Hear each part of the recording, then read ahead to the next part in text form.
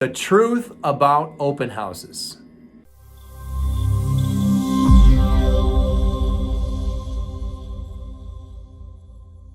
Are you ready for this? This is something that agents and sellers have wondered about, even buyers, for years, decades. And decades upon decades is what's up with the open house? What's the truth about that? And the question is do they work? And are they effective? And do they help get a home sold? Let me tell you what the answer is. The answer is, again, I'm going to follow the stats on anything that I share with you. About 3 to 5% of all homes every year sell by virtue of the open house. So that's a pretty low statistic, which means that somewhere around 95% of all homes that are sold through other means. So one might conclude that they're just not all that effective or not that great of an idea. So let me give you a couple things, reasons why they're not all that effective in getting homes sold. Number one is because virtual tours and aerial cinematography, which are essentially drones that are flying over properties, give us really good optics on what's going on around the neighborhood and also inside the home. Virtual tours have increased in quality over the last decade in a big way. So buyers have a pretty good sense about the home's layout, where before they had no idea.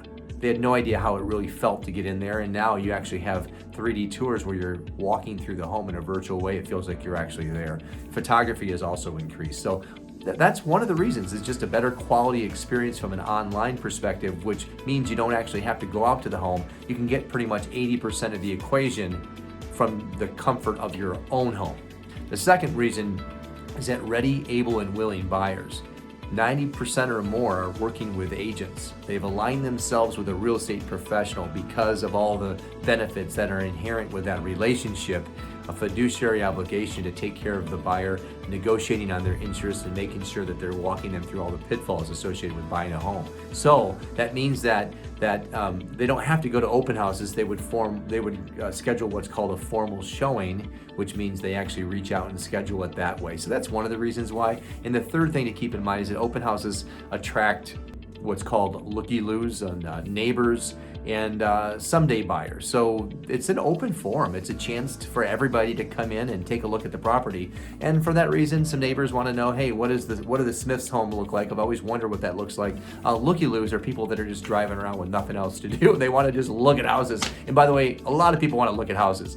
So, you're kind of opening your door to that. And then the third thing is you have a lot of folks that are saying, hey, I want to buy a home next year. Just not now. Maybe it's 6 months from now. Let's get an idea about what homes look like. And this is a chance for them to come in without any relationship with an agent, so to speak, or anybody. And in that way, they can take a look at properties and get a feel for what they are. And that way, when they buy next year or down the line, they'll have a better idea. So those are the reasons why they aren't all that effective. Now, the question is should we do them? Well, the short answer is there's really no harm. The longer answer is there could be some harm in the area of security. Now remember that you're opening your door to complete strangers, and to the extent that the agent can be in two places in one time is the benefit of your security measures. So that the truth is an agent cannot be in two places at one time. So if an agent's upstairs and someone comes in and goes downstairs, you're opening yourself up to a potential theft situation. Now we don't have a lot of that going on, but it is a reality of the world that we're living in. So short of that, there isn't really a downside to it. You can't lose through it. So for that reason, you might conclude that, sure, let's just have one. So that's kind of the way that we roll with this open house conversation. We're doing them, and we do them on most listings. Sometimes we don't, but that's a conversation we have with the seller. So short answer is they don't hurt, with the exception of opening your door to strangers and potential security risks. Outside of that, there is no downside to it. So then we've concluded, well, let's do one, and we'll do not for everybody, but if the seller wants one, we'll do one, and that's how we roll with it. And that's the deal with open houses. The truth of the matter is it's an opportunity to get people in the home, and you might just luck out. 5% chance that someone is strolling through the neighborhood and they just happen to stumble across your home and they want to live there. Gosh darn it, that sounds like a good plan. So that's the truth about open houses. And now you know, as the late Paul Harvey said, now you know the rest of the story.